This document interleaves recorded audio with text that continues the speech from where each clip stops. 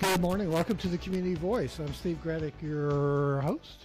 Delighted to have you with us this morning. And we're on Facebook Live, we think. And everything's good. And everything's really good, actually, because it's a Monday. And it's a beautiful day. No thunderstorms, no tornadoes, which in our business is like, oh, no, not again. And we're honored to have in studio Marcy Heath of Insurance Solutions. Good morning. Good morning. Well, let me give you my little intro. You and I have met here every year, I think twice, a couple of years. Yes. Ever since 2009 to sound the alarm over Obamacare. In 2010, 7 long years ago, we predicted Obamacare would collapse in this year, and the idea would be that the next president would move us into single-payer socialized medicine. We were right about the collapse, but we did not know who the next president would be. And I don't think anybody did other than Donald J. Trump. Correct. You would have thought the Republican-led House, who voted even last year at 239 out of 246 for full repeal, would have voted for full repeal now. But we have, assuming the Senate passes a similar version, a Republican government-run health care through regulations and subsidies. Full repeal would have allowed the free market through innovation and competition to restore our sluggish economy dragged down by Obamacare. So if a similar version passes the Senate and is signed by President Trump, the framework put in place by Obamacare starting on Christmas Eve 2009, I believe it was, will lead us most assuredly to single-payer socialized medicine.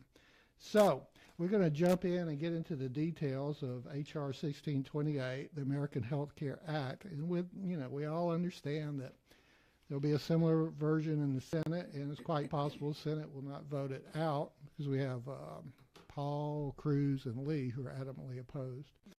But before we jump into that, tell us where we are in actuality, because you're on the front lines day after day after day, weekend after weekend.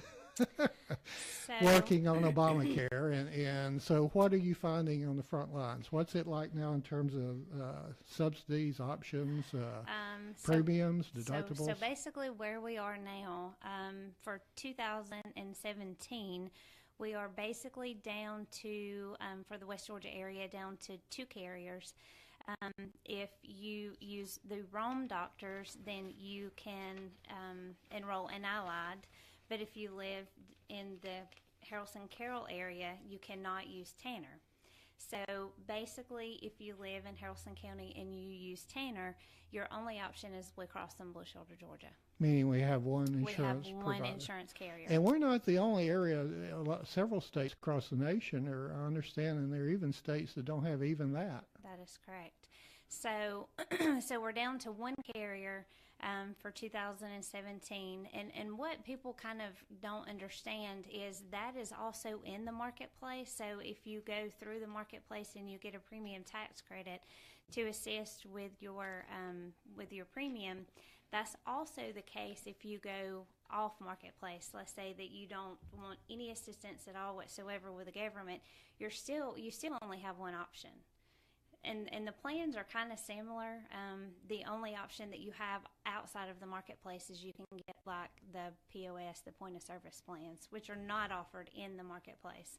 But we're still down to just one carrier. And I know that there was kind of some buzz last year when I went to a Blue Cross and Blue Shield meeting, that they were going to basically base their numbers, and that there was a probability that they might not even offer plans in 2018. So if that's the case, then we'll be left with no insurance carrier, because Humana, of course, left the market for 2017. They were only available in 8 counties in Georgia. For 2018, they are going away totally for individual carriers. So what do stations, I understand it's like 34 counties out of 39 in Iowa, and I think East Tennessee, et cetera, that don't have an insurance carrier. What do they do?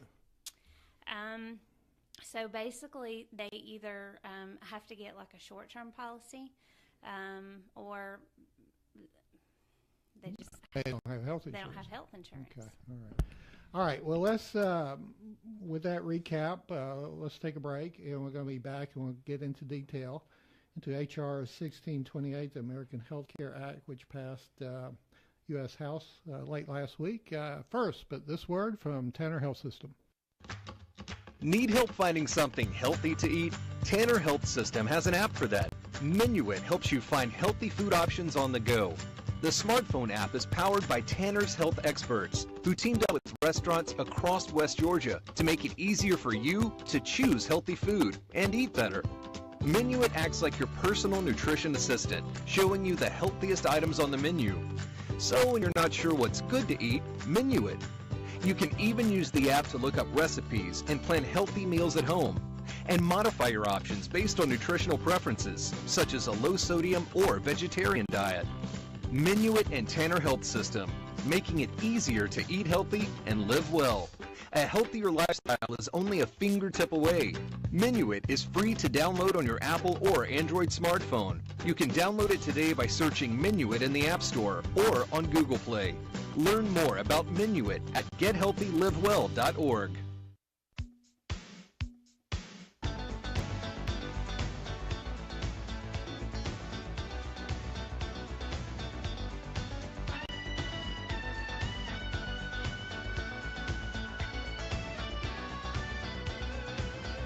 Good morning. Welcome back to the Community Voice. I'm Steve Graddick, your host, and I'm delighted to have you with us this morning. We're pleased to have in studio Marcy Sanders Heath of Insurance Solutions.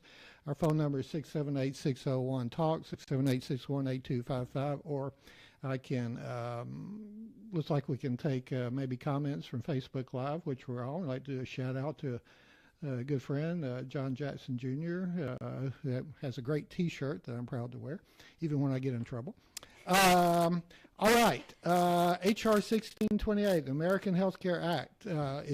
Will this plan lower premiums and deductibles, in your opinion?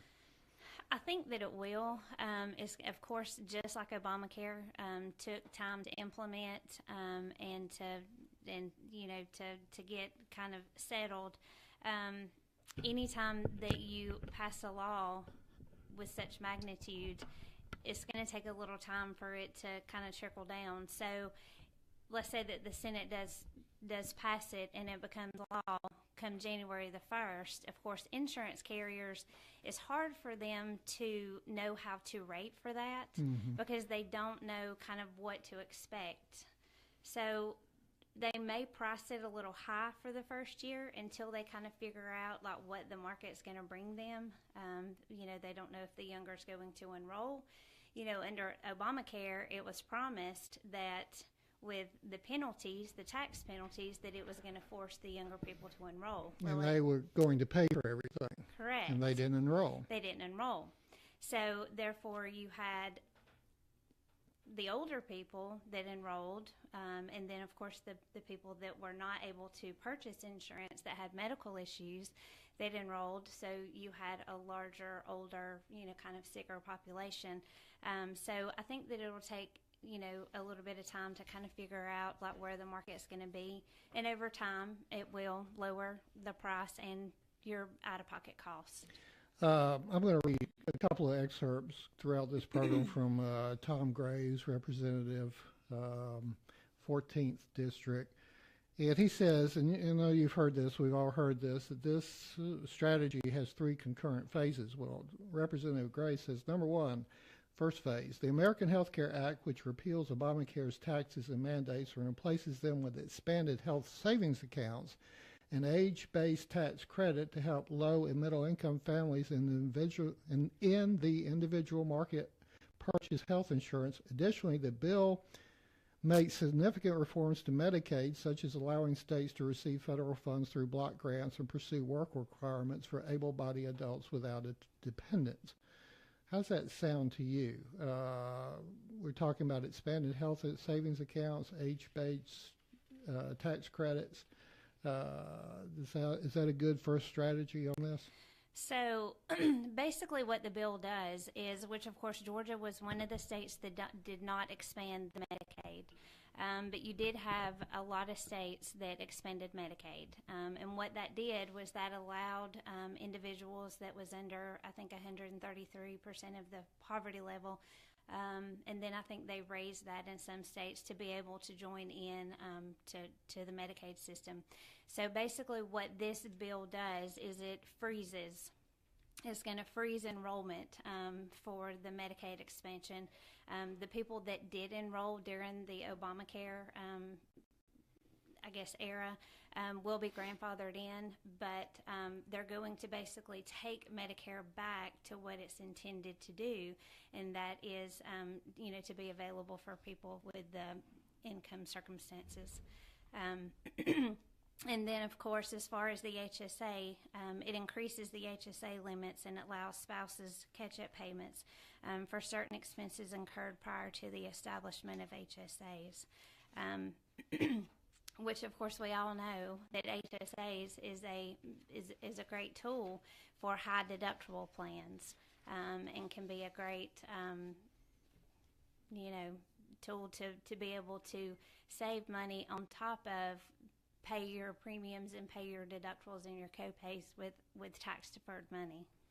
So again, back to Graves, he says it increases the contributions for health savings accounts. In 2017, those levels would be equal to $6,550 for individuals, up from $3,400, and $13,100 for families, up from $6,750, and allow spouses who are HSA eligible at age 55 or older to deposit their catch-up contributions into one HSA account.